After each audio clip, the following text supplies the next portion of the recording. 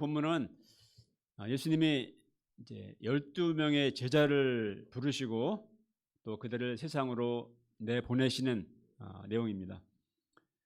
자, 예수님은 왜 많은 무리들 중에서 12명을 특별히 부르셨고 또 그들을 왜 세상으로 내보내십니까? 오늘 말씀을 통해서 이 시대에 우리를 부르시고 또 세상으로 내보내시는 예수님의 주시는 비전과 또 사명을 새롭게 배우고 영접할 수 있기를 기도합니다. 자, 먼저 예수님이 많은 무리들이 예수님을 따르고 있었는데요. 왜 12명의 제자를 불러 세우셨는가를 생각해 보아야 할 것입니다. 앞의 내용인 9장 36절로 8절에 보게 되면은 바로 앞의 내용인데요.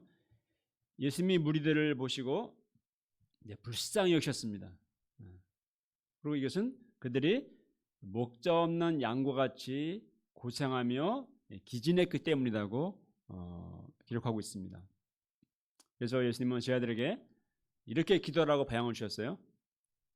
추수할 것은 많은데 일꾼이 적으니 추수하는 주인에게 청하여 추수할 일꾼들을 보내어 주소서 하라.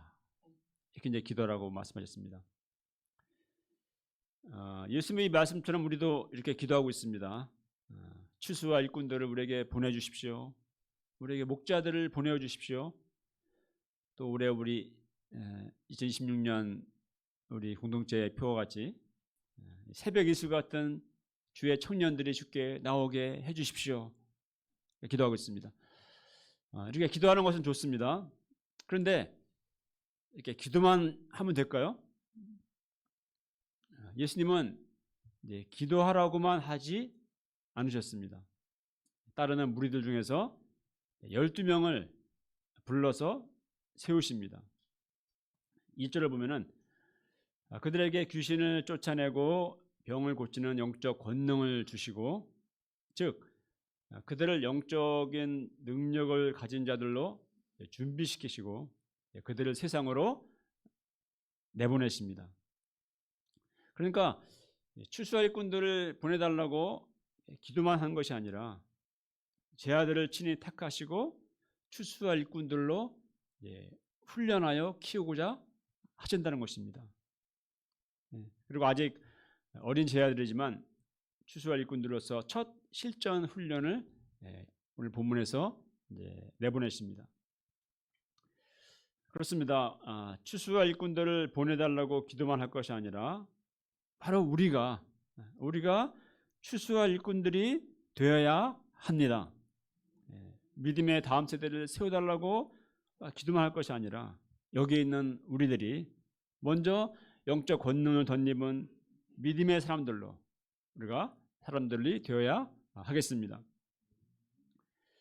자, 그러면 예수님은 12를 보내시면서 어떤 사명을 주십니까? 7절과 8절을 읽어보겠습니다. 시작.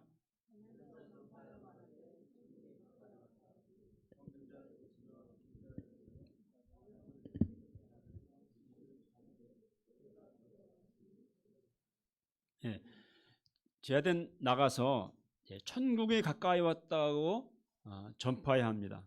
전파라고 하십니다. 자, 이 메시지는 이제 마태복음 앞에서 배웠듯이 세례 요한이 전파했던 메시지입니다. 그리고 또 예수님이 복음 역사를 시작하시면서 전했던 메시지입니다. 그리고 이제는 제자들이 전하라고 하십니다.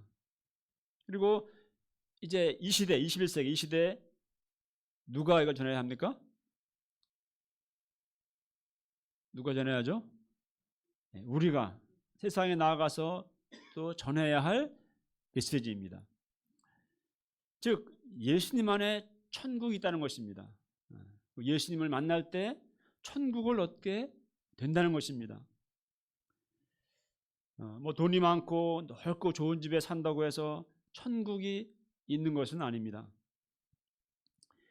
예수님을 만날 때 우리는 누구나 참 인생의 의미를 찾게 되고 또 정말 목마른 우리 인생은 영원히 목마르지 않는 샘물을 마시게 됩니다. 또 인생의 참된 위로와 안식과 평안을 예수님을 통해서 우리는 얻게 됩니다. 그리고 우리 인생의 참된 소망을 예수님 안에서 우리는 또 찾게 됩니다. 우리 대한민국은 단군 이래 가장 풍요로운 시대를 살고 있습니다.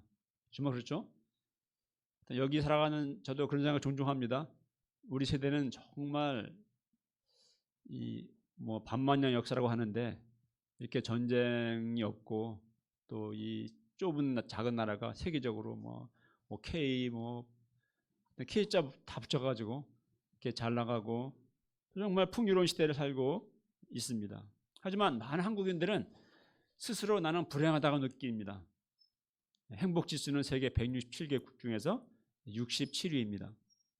그래서 맨날 헬조선이라는 말을 많이 씁니다. 또 요즘에 그 반도체 기업의 억대 성과급 얘기를 들을 때 여기 많은 분들이 그랬을 거예요. 상대적인 박탈감과 이제 불우함을 느끼죠, 그죠? 왠지 불행하고 짜증나고. 그러니까 행복은 참 상대적인 것이기도 합니다. 그러나 예수님을 마음에 모시고 비록 우리가 역대급 성과급을 받지 못하는 처지지만 예수님을 마음에 모시고 또 성령님이 함께하는 기쁨을 누리는 사람의 마음에는 이 찬송가 가사처럼 내 주 예수 모신 곳이 그 어디나 하늘나라라는 그런 고백과 찬양이 있습니다. 제 아무리 성공한 인생도 결국 인생은 잠깐이고 지나가고 우리 모두에게는 죽음의 날이 찾아옵니다. 정말 우리 인생에서 인생을 잘 사는 것도 중요하지만 정말 더 중요한 것은 나의 인생이 끝나는 날 나의 영혼이 구원을 받아서 천국에 가는 것입니다. 오직 예수님을 믿을 때 우리 인생은 나의 죄를 사함받고 그래서 영원한 천국에 들어갈 수 있게 됩니다. 이것이 우리가 세상 사람들에게 전하여 줘야 할 천국의 복음인 것입니다. 예수님은 또한 제 아들에게 병든 자를 고치고 또 죽은 자를 살리고 귀신을 쫓아내는 일을 하라고 명하십니다. 이 복음의 말씀에는 영적으로 죽은 자들이 살아나고 영혼이 살아나고 또 온갖 인생의 죄와 상처로 병들어 있는 사람들이 치유되고 또 그들의 마음에 역사하는 악한 귀신들이 쫓겨나가는 그러한 능력이 주님의 말씀, 복음의 말씀 안에 있습니다. 자, 12절로 15절을 보면은 예수님은 제 아들에게 천국 복음을 전파하는 자들로서 당당함을 갖도록 말씀하십니다. 읽어보겠습니다. 12절 15절까지 시작.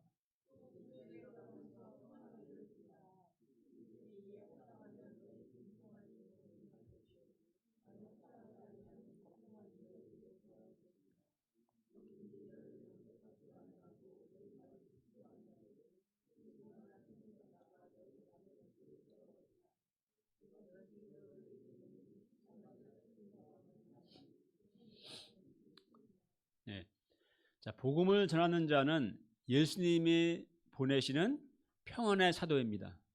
그러니까 집에 들어갈 때, 마을에 들어갈 때 평안을 빌라는 말은 평안하십시오. 단지 그냥 인사하라는 말 정도가 아니라 정말 평안의 복음을 가져오기 때문에 그 복음을 영접함으로써 그 마을에 그 집에 하나님의 평안이 구원의 평안이 임하기를 빈다는 것입니다. 나를 영접하고 나의 말을 복음을 듣는 자에겐 그 복음으로 말미암는 하나님의 평안이 또 천국의 복이 임하게 됩니다. 반면 받아들이지 않는 자는 결국 하나님이 전해주시는 그 은혜를 스스로 거절하는 걷어차는 것입니다. 그러므로 사람들이 너희를 영접하지 않고 말을 듣지도 않는다면은 발의 먼지를 떨어버리고 돌아서라고 하십니다. 그러니까 위축되지 말고 상처받지 말고 당당하라는 것입니다. 자, 16절을 보겠습니다. 보면은 예수님은 제 아들을 세상에 보내는 것이 양을 이리 가운데 늑대들이 우글우글하는 가운데 양을 보내는 것과 같다. 그러니까 늑대가 우글대는데 양을 보내면 어떻게 겠습니까? 그냥 밥이 되겠죠. 물론 이제 비유적인 말이지만 그만큼 주님의 마음이 세상은 정말 험하고 악하고 제 아들은 아직 어린데 위험한 곳으로 이제 보내는 것이죠. 왜 이렇게 말씀하시는가? 세상은 복음을 전하는 제 아들을 미워하고 박해할 것이기 때문에 그렇습니다. 22절에 보면은 너희가 내 이름으로 말미암아 모든 사람에게 미움을 받을 것이다. 이렇게 말씀하십니다. 저는 처음 예수님 믿고 너무 말씀이 좋고 구원의 은혜가 마음에 기쁨이 가득하고 너무 좋으니까 사람들이 이 예수님을 얘기해주면 다 좋아할 줄 알았어요. 그렇게 기대했습니다. 근데 그렇지 않습니다. 왜 세상 사람들은 복음을 전하는 것을 그렇게 싫어할까요? 그것은 어둠이 빛을 싫어하는 것과 같습니다. 어둠이 가득한 곳에 빛이 잘 비치면 어떻게 됩니까? 어둠이 사이좋게 지내는 것이 아니라 어둠은 물러가야 되기 때문에 사라져야 하기 때문에 그렇습니다. 요한복음 7장 10절에 보면은 예수님이 세상이 나를 미워하는 것은 내가 세상의 일들을 악하다고 증언하기 때문이다. 이렇게 말씀했습니다. 그러니까 세상은 죄와 어둠 속에 있기 때문에 복음의 빛이 말씀이 임할 때 그 어둠을 폭로하고 또 그 어둠을 정죄하고 또 회개하도록 하고 몰아내기 때문에 이 어둠과 사단의 권세는 그 복음에 저항하고 또 미워하고 반발하고 대적하는 것입니다. 그러면 어떻게 해야 합니까? 이렇게 세상은 복음을 싫어하는데 괜히 전도하려다가 괜히 서로 관계성 어색해지고 껄끄러워지고 괜히 미움받고 또 수치를 당하고 그러니까 그냥 침묵하고 조용히 살아야 할까요? 당연히 그럴 수 없습니다. 27절에 보면은 27절 읽어볼까요? 27절 시작. 내가 너에게 어두운 데서 이르는 것을 광명한 데서 말하며 너희가 귓속말로 듣는 것을 집 위에서 전파하라. 그 예수님은 지금 제 아들하고 이렇게 집안에서 이렇게 말하고 가르침 받지만 이 들은 복음을 세상에 나가서 광명한 데서 또 집 위에서 선포하라, 전파라는 것입니다. 자, 문제는 두려움입니다. 전도의 가장 큰 장애물은 우리 마음에 있는 두려움입니다. 우리가 어떻게 이 두려움을 극복하고 세상에 나가서 이 복음을 전파할 수가 있을까요? 우리가 복음을 전할 때 두려움을 이기는 주님이 말씀하신 첫 번째 방법은 예수님도 미움과 박해를 받으셨다는 것을 기억하는 것입니다. 24절을 읽어보겠습니다. 24절 시작.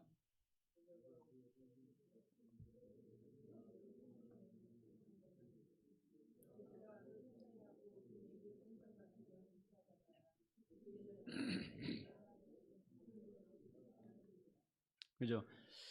제자가 원래 선생님이 제자보다 대접을 어떻게 받습니까? 좀 잘 받겠죠, 그죠? 이번에 이번에 선거관리위원장 뉴스 나오는데 노태학이라는 분이 어디 해외 출장 가는데 공식 문서에서는 딱 해놓고 사실은 자기 부인을 데리고 가고 딱 제가 보니까 그 사람하고 부인은 비즈니스 클래스, 그 밑에 동반한 몇 명 직원들은 이코노미 클래스. 그 세상에 대접이 그렇죠. 높은 사람은 비즈니스 클래스, 제자는 이코노미 클래스. 그러니까 근데 하여튼 근데 제자가 선생님보다 같은 대접을 받으면은 그건 족한 것이죠. 자, 근데 핍박 차원에서 우리의 선생이고 상전 되시고 주가 되시는 예수님은 어떤 대접받았습니까? 사람들로부터 바알세불, 귀신의 왕, 이렇게 모욕과 미움과 박해를 받으셨고 심지어 죽임까지 당하셨습니다. 그렇다면 하물며 제자요 종된 우리라면은 우리가 예수님 정도 박해가 아니라 우리 전도하다가 미움받고 하는 이러한 정도의 미움받는 것은 당연히 마땅히 받을 수 있는 것이 아니겠습니까? 그죠? 네. 예수님도 미움받으셨고 박해받으셨다는 것을 우리가 생각할 때 내가 복음을 위해 받는 작은 미움과 고난은 아무것도 아닌 것이 되는 것입니다. 제가 캠퍼스에서 전도할 때마다 할 때 마음의 부담과 두려움이 들 때면은 요한복음 4장 말씀에서 사마리아 여자에게 예수님이 물 좀 달라 하셨던 그 주님을 생각하면서 기도하곤 했습니다.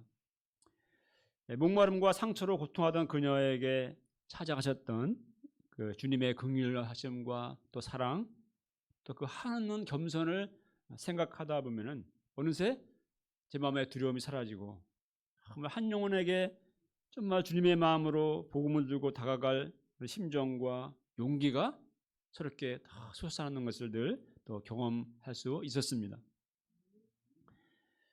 사람들의 미움에 대한 두려움을 극복하는 두 번째 방법은 정말 두려워할 자를 누구인지를 생각하는 것입니다. 28절을 읽겠습니다. 28절 시작.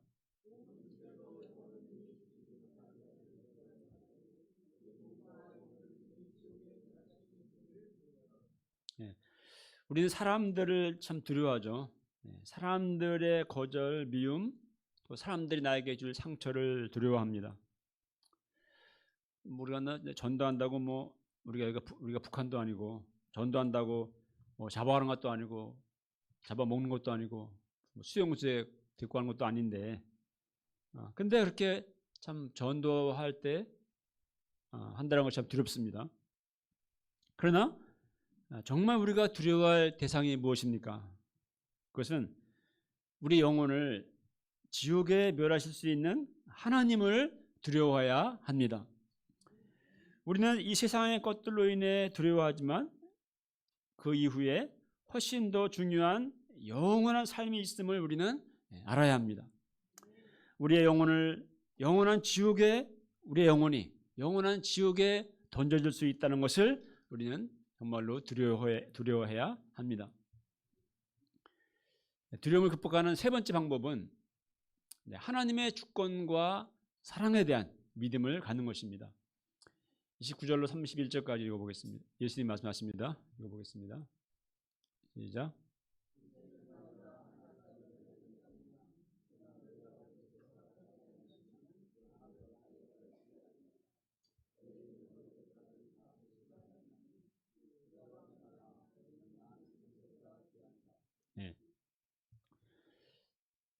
그다음에 우리가 사람들을 두려워하지 않고 복음을 또 말해야 하는 또 중요한 이유가 있습니다.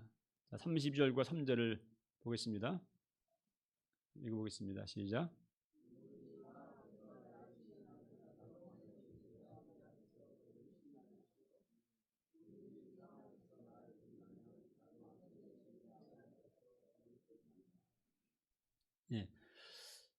참 예수님이 하나님 앞에서 나를 부인한다. 정말 두려운 일이죠. 가장 절망적인 것입니다. 우리 예수님이 그 비유에서 천국 비유에서 이 산상수훈에서 나왔죠, 그죠? 주여 주여 한다고 다 구원받을 것이 아니라 그래서 주님 나를 알지 않습니까? 그래도 주님이 나는 너를 모른다 할 것이다. 정말 너무나 두려운 말씀이죠.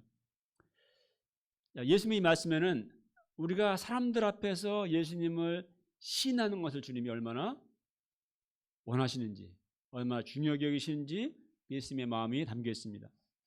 자, 왜 그럴까요? 우리가 예수님을 내 마음에 내가 잘 믿고 내가 예수님을 잘 믿으면 되는 것이지 왜 꼭 사람들 앞에서 예수님을 우리가 시인해야 하는 것일까요? 그것은 결국 복음은 모든 사람들의 구원을 위한 것이기 때문에 그렇습니다. 예수님은 모든 사람들의 죄와 구원을 위해서 십자가에서 죽으셨습니다. 근데 우리가 나는 구원받았으니까 그것에 안도하고 우리가 입을 침묵하고 산다면 어떨까요?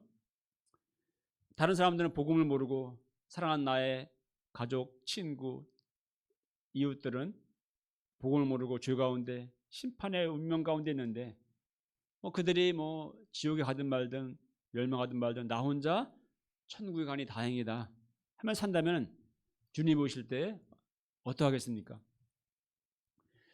그러게 사도 바울은 로마서 1장에서 나는 세상 모든 사람들에게 빚진 자다 이렇게 바울은 말한 것이고, 또 고린도서에는 내가 만일 복음을 전하지 않으면 내게 화가 있을 것이다 라고까지 바울은 말한 것입니다. 우리는 얼마나 사람 앞에서 예수님을 시인하며 살고 있습니까? 내 혼자 예수님 잘 믿을 뿐만 아니라 얼마나 사람들 앞에서 예수님에 대해서 우리는 말하고 또 우리 믿음을 이야기하고 예수님을 시인하는 삶을 살고 있습니까? 훗날 우리가 하나님의 심판 앞에 서게 될 때에 주님이 기쁘게 나를 다 알아보시고 또 옆에 하나님한테 얘가 아무개입니다. 이렇게 주님이 나를 알아보시고 이렇게 이야기해 주시고 그리고 칭찬해 주실까요?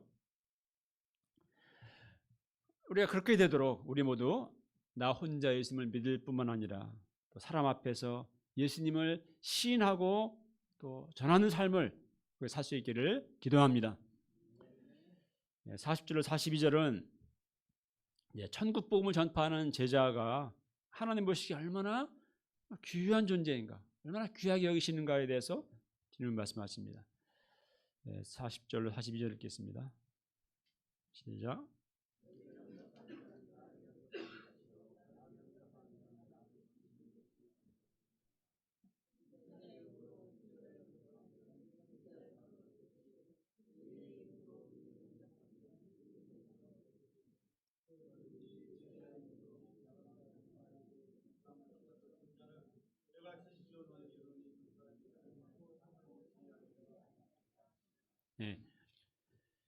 자, 복음을 전하는 제자를 영접하는 사람은 누가 우리가 복음을 예수님을 전하는데 이러한 나를 영접하는 사람은 곧 그를 보내신 예수님을 영접하는 것이고 또 예수님을 보내신 하나님을 영접하는 것입니다.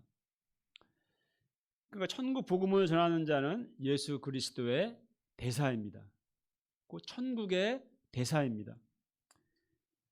옛날 강대국에서 사신이 오면 아주 극진히 대접을 했죠. 왜냐하면 사신은 곧 그 황제를 대신한 사람이기 때문에 그 사신을 모욕했다가는 완전히 전쟁이 납니다. 우리가 누군가에게 복음을 가지고 나아갈 때 나는 예수님을 대신해서 가는 것이며 또 하나님을 대신하여서 그에게 가는 것입니다. 그러므로 제자라는 이름으로 복음을 전하는 나에게 냉수한 거를 주자도 아이스 아메리카노까지는 기대하지 않고 진짜 찬물 물 한 잔이라도 주는 사람은 결단코 상을 잃지 않을 것이다. 반드시 하나님이 그를 상 주실 것이다 하고 주님은 말씀하십니다. 그 정도로 천국 복음을 전하는 제자들을 예수님은 그처럼 귀하게 여기시고 그렇게 귀한 존재라는 것입니다. 말씀을 맺겠습니다. 오늘 오랜만에 우리 밴쿠버 산부 가족들과 함께 예배드리게 되어서 정말 기쁩니다. 하나님의 자녀된 우리들이 이처럼 함께 모여 예배하고 또 교제하는 것이 얼마나 기쁘고 또 좋고 행복합니까? 그러나 우리는 모이는 교회로만 머물 것이 아니라 천국 복음을 가지고 이제 세상으로 나아가는 흩어지는 교회가 되어야 합니다. 예수님은 또한 그래서 우리를 세상으로 내보내십니다. 세상 믿지 않는 사람들에게 나아가서 천국 복음을 말해주고 또 죽은 영혼을 살리며 또 병든 자들을 고치라고 우리에게 명하십니다. 우리 모두 예수님의 보내심을 받아서 세상으로 나아가서 이 천국 복음을 전하기를 힘쓰는 예수님의 제자들이 될 수 있기를 기도합니다. 네, 읽겠습니다. 5절 한번더 시작.